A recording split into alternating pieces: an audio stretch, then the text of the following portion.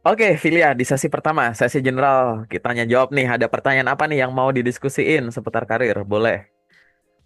Iya, saya mau tanya nih untuk Mm-mm. apa namanya? Saya kan baru selesai dari resign ya. Hmm. Saat ini kan saya mau cari pekerjaan. Mm-mm. Cuma banyak apa? Saya udah ngelamar di job street atau LinkedIn gitu. Mm-mm. Sudah banyak, tapi banyak juga yang untuk interview. Tapi setelah saya cross check ternyata banyak yang penipuan gitu loh. Oh, oke. Setelah saya cek lokasinya juga tidak ada. Terus saya Oke. cari tahu perusahaannya itu ternyata perusahaan eh, kayak untuk invest-invest gitu. Ternyata saya baca-baca di kayak Kaskus gitu, ternyata dia itu ini banyak yang komplain bahwa ini perusahaan penipuan. Terus banyak juga yang ada juga yang bilang ini perusahaannya tuh tidak digaji. Terus ada juga yang bilang udah mencapai achievement cuma tidak ditransfer gajinya Hmm. gitu-gitu. Mm-mm. Mm-mm. Cuma kendalanya saya itu sih terus Mm-mm. apa aja sih kalau misalkan mau giat nih, kan saya sudah dapat pengalaman lebih hampir sekitar 5 tahun dalam Oh. bekerja. Nah, saya mau apa sih kiatnya biar cepet tuh dapat kerja kembali seperti itu. Oke. Wah, menarik ya. 5 tahun pengalaman kerja industrinya apa? Keuangan, teknologi, Perbankan, pendidikan. Oh, perbankan. perbankan. Perbankan. Oke, oke. Mm-mm.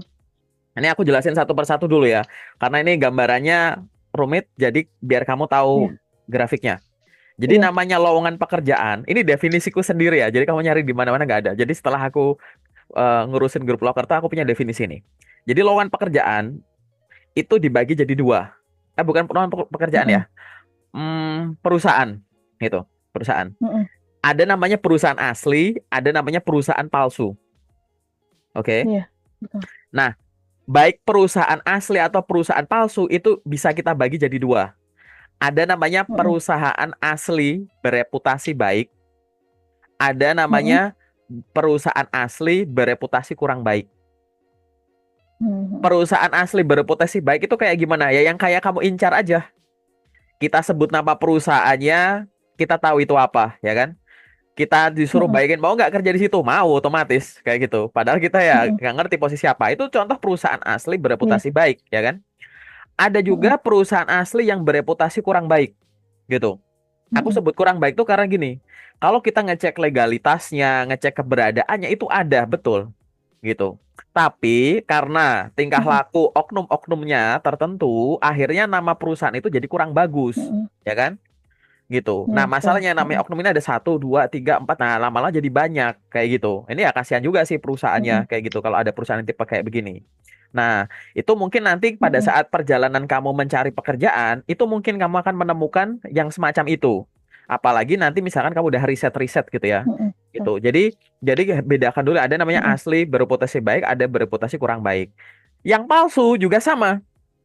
Ada Mm-mm. namanya Betul. perusahaan palsu bereputasi baik. Lucu ya. Mm. Kok ada namanya perusahaan palsu bereputasi baik? Mm. Perusahaan palsu bereputasi baik itu paling gampang tuh Iya. gimana? Misalkan gini, loker palsu ngaku-ngaku Bank Mandiri, loker palsu ngaku-ngaku Pertamina gitu. Itu kan Iya. banyak itu. Kamu nanti buka channel YouTubeku, ada playlist namanya Contoh Kumpulan Undangan Kerja Palsu. Itu isinya perusahaan-perusahaan bagus, BUMN dan swasta, perusahaan-perusahaan besar bereputasi bagus, tapi ada orang ngaku-ngaku gitu. Akhirnya dikenakan biaya ini itu Mm-mm. gitu ya. Itu namanya loker palsu bereputasi baik, namanya udah tahu. Ada juga Mm-mm. yang namanya loker palsu bereputasi buruk atau kurang baik. Biasanya aku sebut itu Iya, betul. karena apa? Mm-mm. Lokernya itu palsu, tapi nama perusahaannya kita nggak familiar. Udah palsu, nama Iya, perusahaannya betul. kita nggak familiar.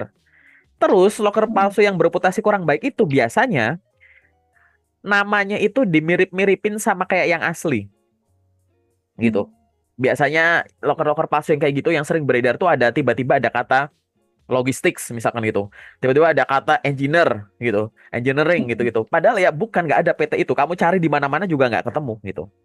Nah, Mm-mm. menurutku pribadi ya, kalau loker palsu baik bereputasi baik atau buruk ya itu jelas singkirin, ya kan? Itu. Untuk loker asli kan ada tadi ya bereputasi baik dan kurang baik. Menurutku yang kurang baik disingkirin dulu. kamu berfokuslah sama loker asli bereputasi baik kan gitu, ya nggak? Gitu. Mm-mm. Nah, tadi berdasarkan journey kamu, aku lagi nyari nih Kak.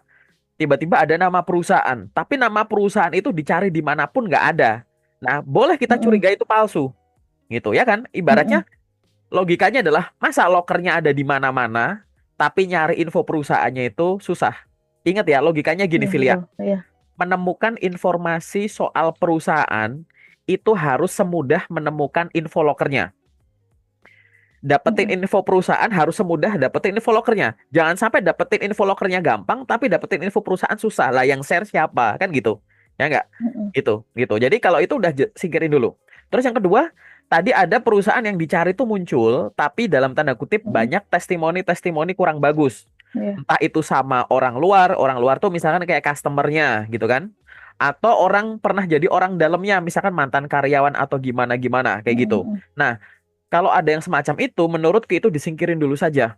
Paham nggak gitu? Karena kamu harus Iya. berfokus sama Heeh. yang bereputasi baik dulu, kayak gitu.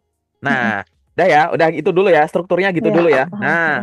Iya. nah sekarang yang jadi fokus itu begini, lowongan kerja yang palsu atau lowongan kerja yang reputasinya kurang baik, tidak serta-merta datang ke kamu, tidak serta-merta ngundang kamu. Pasti ada Mm-mm. tindakan-tindakan yang kamu lakukan, yaitu apa? Ngelamar kerja. Barangkali Mm-mm. sebelumnya kamu dapat undangan kerja palsu gara-gara tanpa kamu sadari yang kamu lamar itu loker palsu. Paham nggak? Gitu. Mm-mm. Barangkali lowongan Iya. kerja yang undang kamu itu yang mohon maaf bereputasi kurang bagus. Itu karena kamu tanpa kamu sadari kamu ngelamar ke sana. Gitu.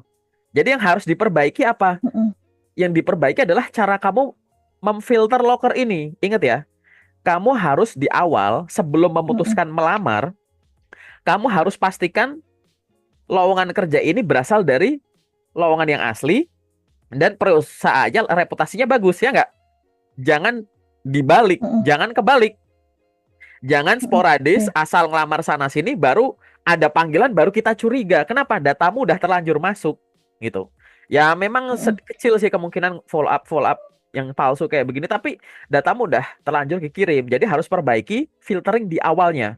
Biasanya orang itu lengah di sini karena misalkan ngirim lamarannya lewat LinkedIn atau job portal yang ibaratnya sambil rebahan aja bisa klik klik klik klik klik klik gitu. Nah itu orang kadang nggak ngecek dulu. Apalagi tadi ya kita belum familiar sama perusahaannya. Nama perusahaannya kita nggak familiar. Kita hanya terpaku sama posisi yang dibuka. Wah ini misalkan, wah ini customer service nih. Wah ini misalkan account manager nih gitu kan. Kita berfokus sama itunya. Nah PT-nya nih perusahaan apa ibaratnya. Itu cari tahu dulu. Kebanyakan orang lengah tuh gara-gara tinggal klik tadi. Gitu. Paham ya? Gitu. Jadi jangan sampai lengah di situ. Terus kelengahan selanjutnya adalah tidak merekap loker yang sudah dilamar. Kamu dapat loker banyak, sumber banyak kan, dari WA aku lah, dari LinkedIn, dari job portal mungkin kamu punya banyak gitu kan. Belum yang dari website-website perusahaan, belum job fair mungkin, belum dari teman siapa, itu semua rekap di Excel gitu. Tanggal sekian aku ngelamar di PT ini sebagai ini, dapat info lokernya dari mana, ngirimnya via apa gitu. Itu ada rekap di situ. Jadi begitu ada panggilan, kamu curiga, yang dilihat apa? Aku ngelamar ke sana nggak sih? Tinggal merujuk ke rekapanmu itu. Kalau nggak ada di rekapan, ya udah. Karena seringkali loker palsu itu juga akan ngundang tanpa kamu lamar, gitu. Jadi rekapan ini penting ya. Itu dulu. Itu kita ngomongin ke situ dulu, ya kan? Nah, sekarang kita ngomongin status kamu. Status kamu adalah orang yang sudah memiliki pengalaman kerja plus minus 5 tahun di perbankan, semacam itu. Nah, artinya apa? Kamu punya beberapa kelebihan nih sebenarnya di sini. Satu, kamu punya di industri knowledge, pengetahuan industrimu, kamu punya kelebihan di transaksi perbankan itu sendiri. Ya kan, transaksi keuangan yang khususnya perbankan, semacam itu. Yang kedua, kamu di situ juga pasti paham yang hubungannya sama accounting gitu. Jurusanmu apa ya, BTW ya? Kalau untuk jurusanku itu manajemen. Manajemen. Iya. Spesialisnya apa? Ke apa? Peminatannya? Manajemen. Admin. Admin. Oh, ya udah. Berarti Iya. selain memahami transaksi keuangan perbankan gitu ya, kamu juga pasti sudah menguasai yang berkaitan dengan kemampuan administrasi di atas rata-rata kan begitu, Iya. ya kan? Terus di sini mungkin ada faktor-faktor lain yang merupakan nilai plusmu. Kamu misal punya pelatihan ini itu, ya kan? Mungkin kamu di situ sudah Mm-mm. punya sesuatu yang kamu pelajari sendiri gitu. Karena di sini kan mungkin kamu jelas ya, customer service itu pasti punya kemampuannya lah. Semua yang di bank itu mulai dari security Iya, sampai kepala cabang itu kan iya, pasti kemampuan customer service itu kan tahu. Berarti komunikasi kamu juga bagus gitu-gitu mm, kan. Nah, artinya apa? Di sini nanti pada saat penentuan karir ke depan, kamu boleh ya sebelum mulai apply job, kamu boleh coba di list ulang profesi yang kamu pengen tuh apa. Aku pengen jadi ini gitu. Bener-bener di list. Oke? Kalau mm, kamu udah bener-bener di betul. list tadi, udah bener-bener di list, ya. Setelah itu kamu mengupayakan nyari loker pakai dua cara. Yang pertama, mencari loker di list itu dengan cara melamar, dan yang kedua dengan cara ditawarin. Lucu ya? Kok bisa ditawarin, kok bisa melamar? Gimana? Jadi gini, orang itu bisa dapat loker karena dua. Dia melamar, terus diundang, tes, lolos, ya nggak? Kayak gitu. Tapi kan juga ada kemungkinan kamu ditawarin sama orang, dikirimin email, di DM di LinkedIn gitu kan. Kayak gitu. Itu juga ada tuh. Ada yang tertarik sama kamu, terus akhirnya kamu tes juga keterima.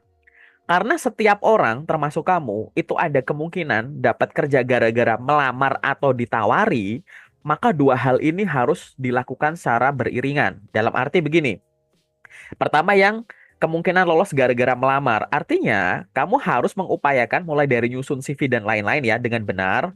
Terus kamu benar-benar menargetkan loker-loker sesuai dengan list yang kamu pengen tadi. List itu bisa fleksibel, bisa berubah-berubah ya, bisa nambah ya, kayak gitu.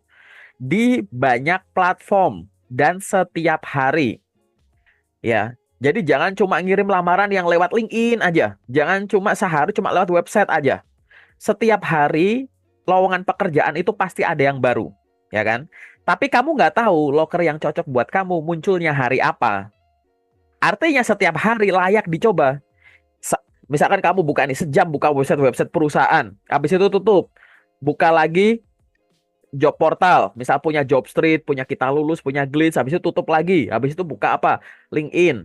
Habis itu buka apa lagi? Dari sini nanti balik lagi, buka ini lagi. Barangkali pas kamu tinggalin ada loker masuk terus kayak gitu. Lakukan itu setiap hari, jangan berhenti walaupun itu hari libur dan di luar jam kerja.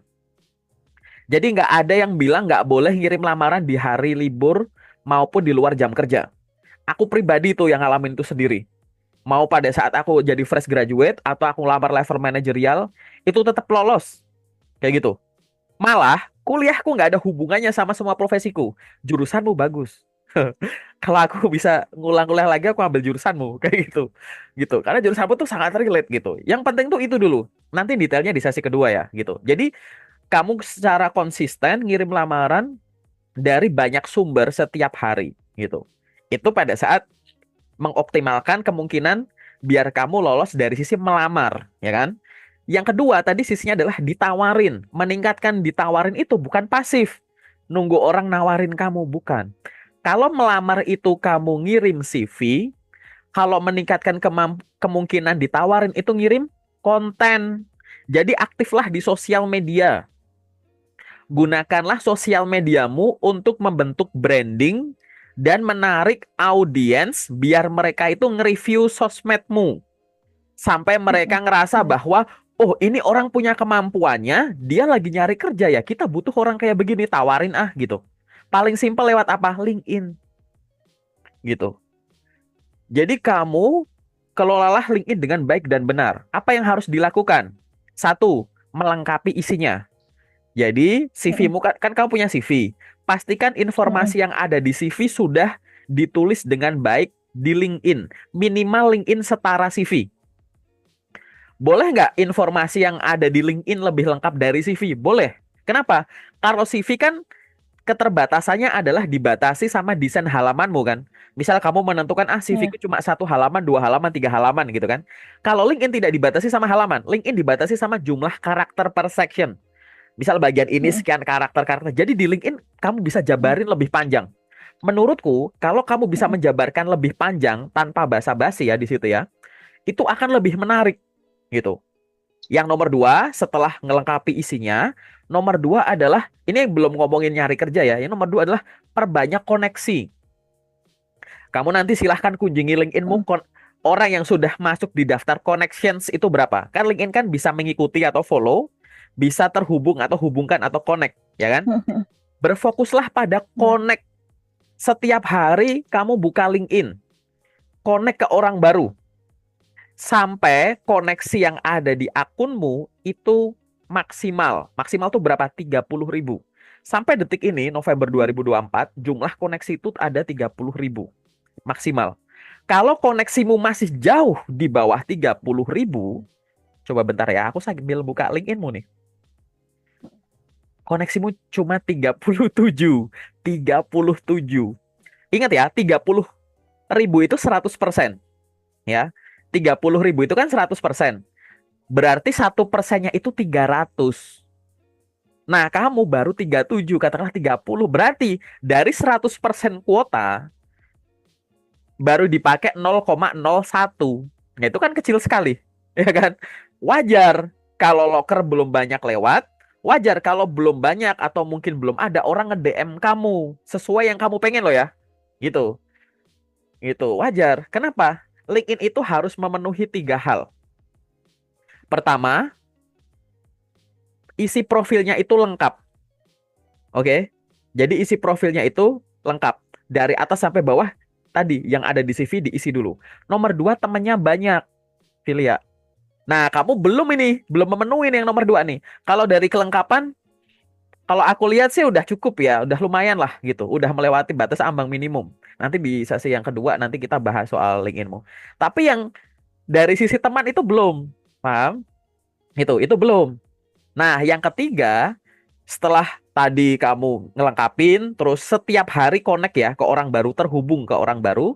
Yang nomor 3 adalah aktif, adanya aktivitas. Aktivitas itu ada banyak.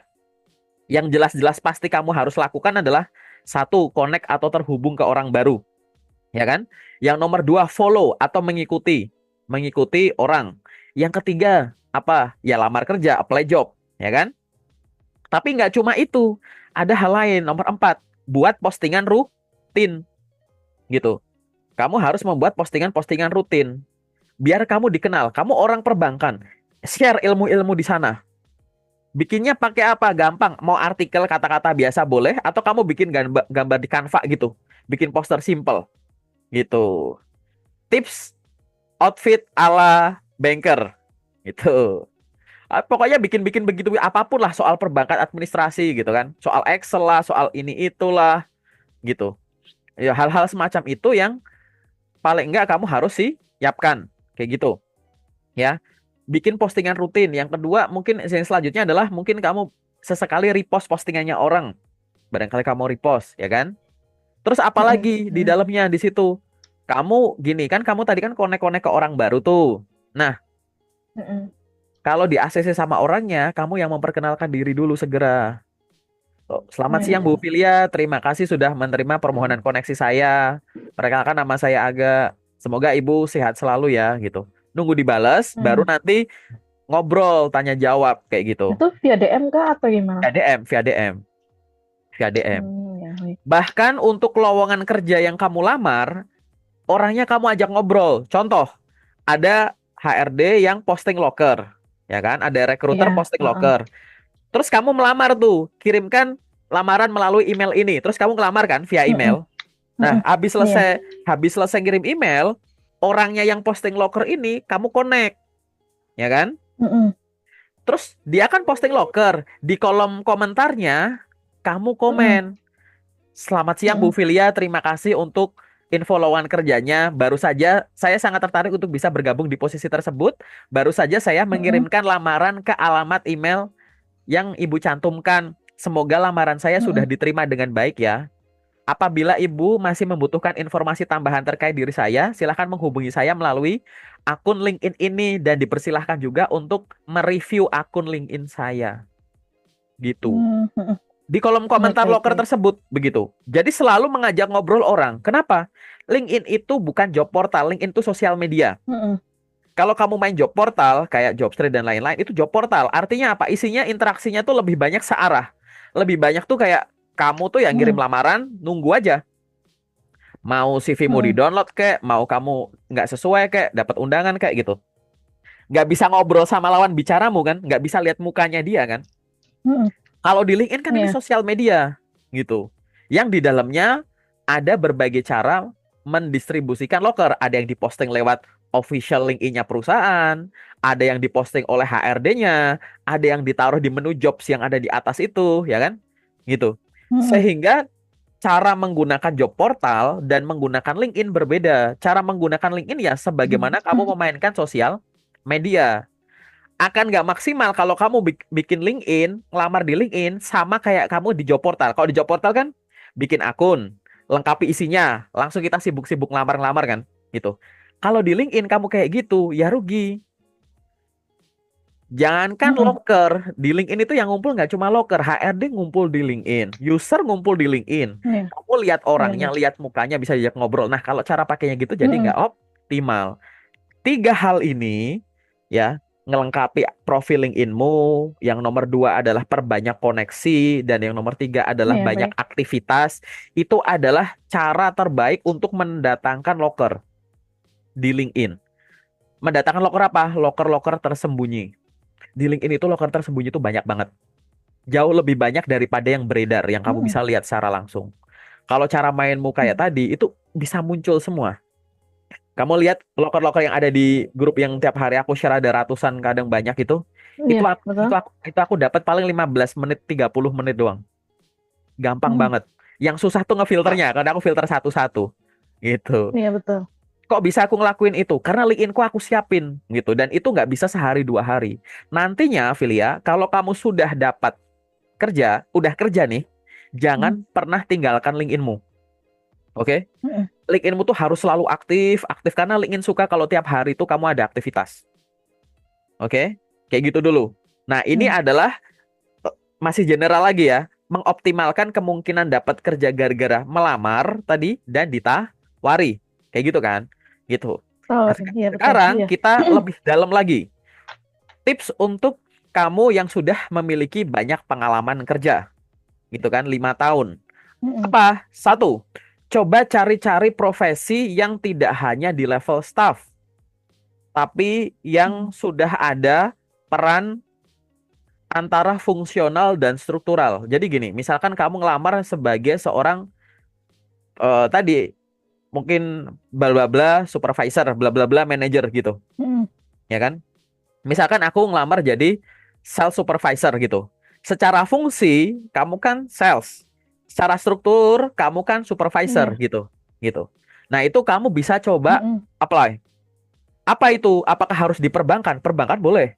Karena kan biasanya orang kalau sektornya itu masih sama kan gampang ya, dalam tanda kutip kayak orang pindah-pindah bank gitu loh, gitu. Gitu. Bedanya kan Iya. kamu Ha. nggak di level frontliner biasanya kayak gitu. Mungkin udah ke orang-orang Iya. marketingnya Ha. kayak gitu. Nggak apa-apa, coba saja kalau memang kamu suka gitu. Tapi kalau misalkan kamu pengen Mm. ada yang di customer service, ke layanan pelanggan, tapi nggak mau yang di marketing kayak tadi gitu, maka kamu bisa mencoba industri lain juga yang membutuhkan Iya. kemampuan administrasi tadi. Mm-mm. Jadi kemampuan administrasi nih aku sebutin ya, dari bukan level paling kecil lah, mungkin gaji yang kecil sampai yang paling besar gitu ya. Berarti bidangmu ini kamu bisa ngincer apa? Kalau paling bawah ya staff admin, ya nggak? Gitu. Mm-mm. Betul. Mau general admin, admin support biasa, admin gudang, admin finance, pokoknya admin aja, admin project gitu. Itu level admin. Kalau Mm. meningkat sedikit lagi, itu biasanya levelnya frontliner. Jadi kayak CS, Mm-mm. teller, resepsionis, pramugari, telesales, customer support yang lewat telepon gitu-gitu. Itu level atasnya lagi, ya kan? Nanti Mm-mm. habis itu ada level administrasi yang atas lagi. Misalkan kamu itu jadi interpreter, translator gitu. Jadi kamu customer service-nya Mm-mm. bisa, tapi kamu punya kelebihan komunikasi dan bahasa asing. Ke sana bisa Iya. gitu. Nanti naik lagi itu ada yang misalkan udah masuk ke level sekretari gitu, ke sekretariatan. Misalkan kamu jadi staf khusus apa gitu kan. Terus kamu misalkan jadi public relation, ya kan? Mm. Terus misalkan kamu di situ jadi tadi corporate secretary, atau kamu jadi seorang personal assistant kayak gitu. Semua profesi-profesi tadi itu Mm. gajinya lebih tinggi daripada admin saja, tapi Mm. tuntutannya juga lebih tinggi. Kenapa? Karena Iya. kamu tidak hanya menonjolkan keahlianmu secara administratif aja. Nggak cuma nonjolin kemampuan administrasi. Makin naik Hmm. tadi, kamu harus menonjolkan kemampuan komunikasi. Entah itu komunikasi secara langsung maupun secara digital di sosmed gitu. Hmm. Entah itu menggunakan bahasa Indonesia, lebih-lebih kalau bisa bahasa asing gitu. Kemampuan administrasi saja nggak cukup. Komunikasi ini juga. Yang ketiga adalah looks, penampilan. Dalam arti penampilan tuh gini. Oke lah di offline itu dandananmu ya masih kayak banker looks biasa gitu. Tapi penampilan di Hmm. sini tuh termasuk citra kamu di sosial media secara online gitu. Kamu Hmm. harus mikir gimana caranya orang kalau ngunjungin LinkedIn-ku, mereka tuh percaya kalau aku tuh orang banker banget lah. Aku tuh orang administrasi profesional banget lah Hmm. gitu gitu. Gimana caranya orang ngunjungin Instagramku, TikTokku dan lain-lain tuh kayak begitu. Gimana ceritanya kalau orang ngetik nama lengkapku di Google tuh yang muncul tuh reputasi-reputasi itu gitu. Jadi di sini udah Hmm. mengoptimalkan kemampuan administrasi, komunikasi dan penampilan kamu untuk Hmm. masalah karir, tidak hanya untuk masalah kalau sosial media itu untuk hiburan kan biasanya atau halal privasi atau untuk Hmm. keluarga, Iya. saudara enggak. Untuk membangun branding tadi. Branding kan membentuk persepsi orang biar kamu tuh dihafal, dikenal dan dipercaya. Ya enggak? Itu. Hmm. Kalau aku sebagai seorang lulusan kesehatan, aku lulusan keperawatan, aku pengen di branding, nge-branding diri biar persepsi orang, orang mengenal aku tuh orang yang memang jago banget lah di bidang kesehatan. Aku akan ngasih tips dan trik soal kesehatan, soal ini dan lain-lain gitu. Nah, kamu mulai bayangkan tuh Hmm. gitu. Orang, kamu pengen dikenal jago di bidang administrasi, perbankan, mungkin industri keuangan secara umum, nggak harus yang perbankan gitu kan. Atau yang lain-lain, Iya. atau hubungan sama customer service. Mikir kontennya kayak gimana, kayak gitu. Nanti kalau mau aku bimbing, nanti di sesi kedua aku akan jelasin harus kayak gimana. Nah, Hmm. itu beriringan tuh sambil apply-apply job semacam itu. Kamu juga jangan hanya menggunakan, apalagi tips selanjutnya adalah jangan hanya melamar kerja, bukan melamar sih, mencari info loker lewat jalur mainstream. Jalur mainstream tuh yang tadi cuma nanya nungguin loker gitu loh, gitu. Tapi yang nggak mainstream itu adalah satu Hmm. nyebar konten, yang kedua langsung nanya ke orangnya. Terlepas dari nggak ada lokernya nggak apa-apa, Hmm. gitu. Lalu itu berhubungan sama Hmm. apa? Connect ke orang di LinkedIn tadi.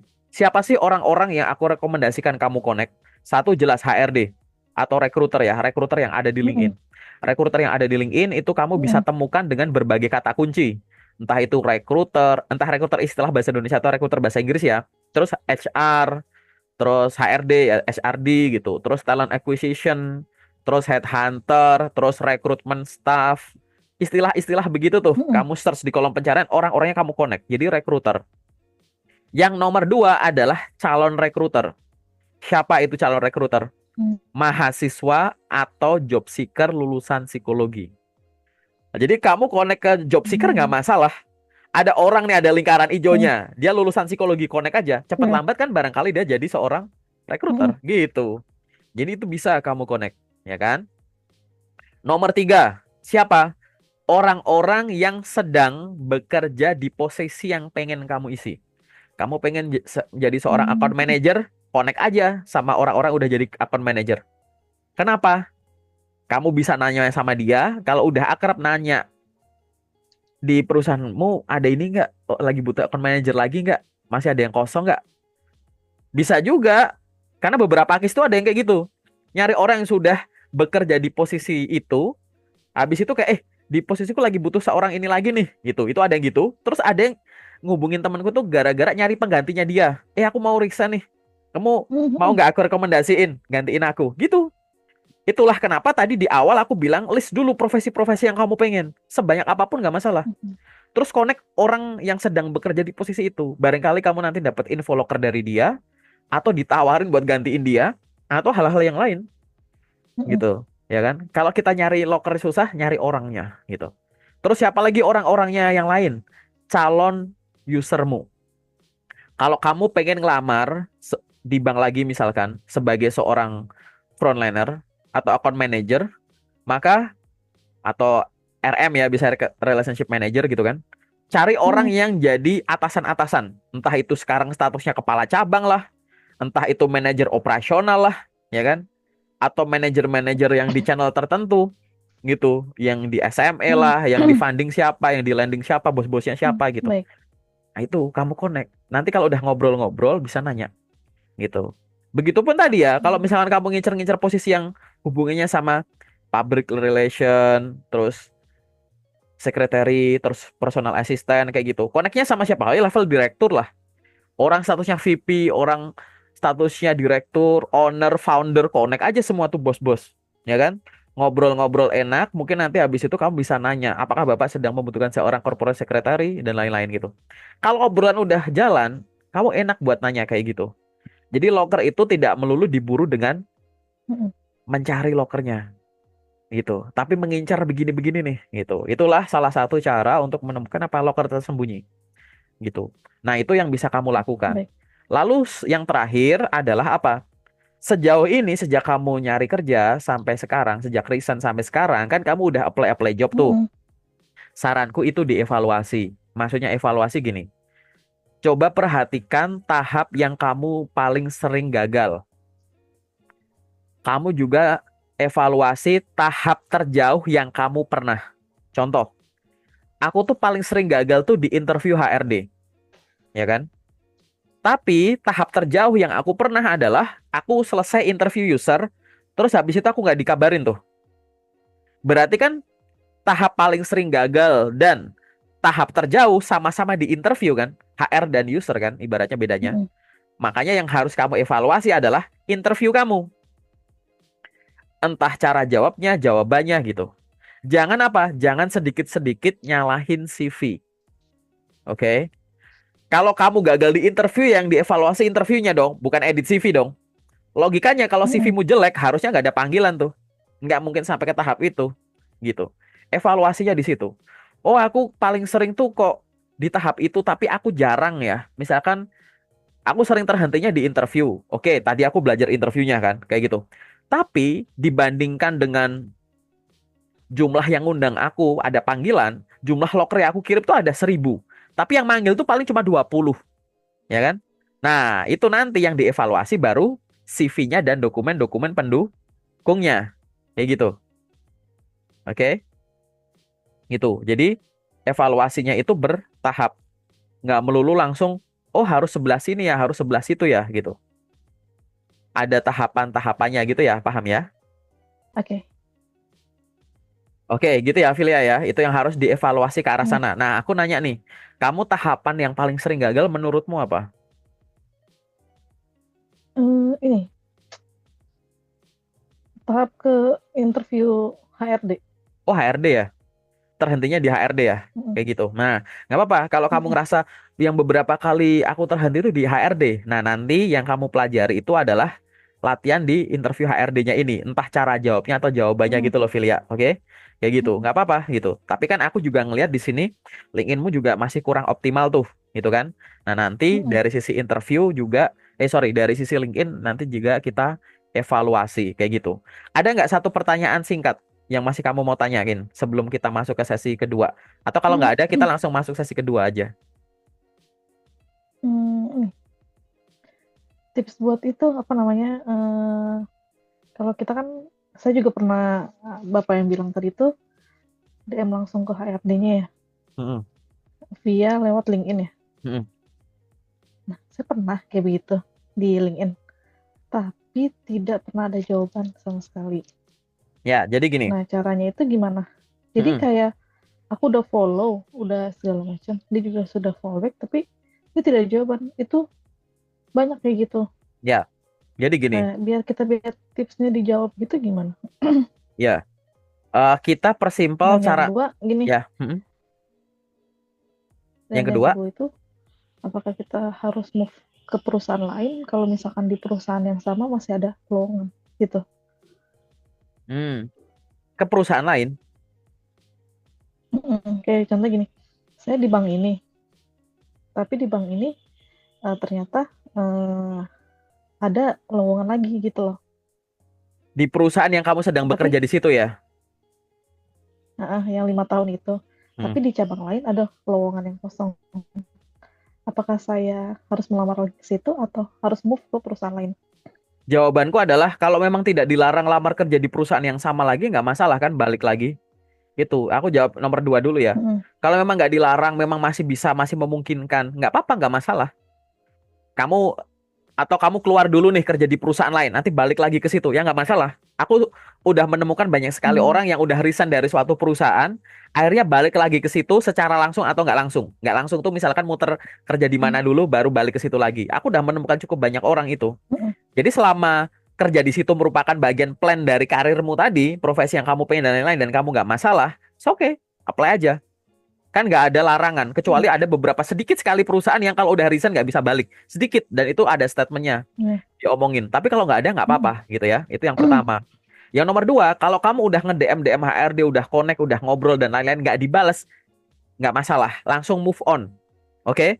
Karena apa? Dari sisi kamu udah melakukan porsimu. Kamu cukup melakukan dan memikirkan Mm-mm. porsimu saja. Urusan dibalas atau enggak itu urusannya HRD. Tapi kalau misalkan kamu pengen nih suatu saat direspon sama orang itu gimana? Kamu maintain. Maksudnya maintain gini, kan udah connect, saling Mm-mm. follow. Kamu DM nggak Mm-mm. dibales, nggak masalah. Mm-mm. Nanti setiap dia bikin postingan, kamu reaksi di situ. Kamu like, kamu komen. Mm. Lama-kelamaan, setiap dia membuat postingan, kamu respon terus, nama kamu akan terngiang. Gitu. Sampai suatu saat kamu akan dapat respect dari sisi apa? Direspon. Paham ya? Jadi Mm-mm. itu lebih Iya. ke orang untuk di maintenance gitu, di maintain aja itu Mm-mm. gitu. Mau nggak mau kan dia akan menghafal namamu kan, menghafal kamu siapa. Oh ini orang Mm-mm. kok tiap aku bikin postingan, oh terima kasih Bu atas informasinya. Atau mungkin lebih panjang lagi, kamu menyampaikan sudut pandangmu, pemikiranmu gitu kan. Lama-lama kan hafal ya, Mm. gitu. Iya. Itu. Jadi jangan menuntut HRD untuk segera fast respon. Kita nggak tahu seberapa sibuk Mm. dia, kita nggak tahu seberapa banyak DM yang masuk gitu kan. Daripada kita overthinking, yang penting udah kita lakukan. Oke, urusan dibalas Mm-mm. atau enggak urusan mereka. Gitu ya. Nah, ini di sementara itu dulu ya di sesi general ini Iya. yang tahap Baik. pertama, kita masuk ke yang kedua.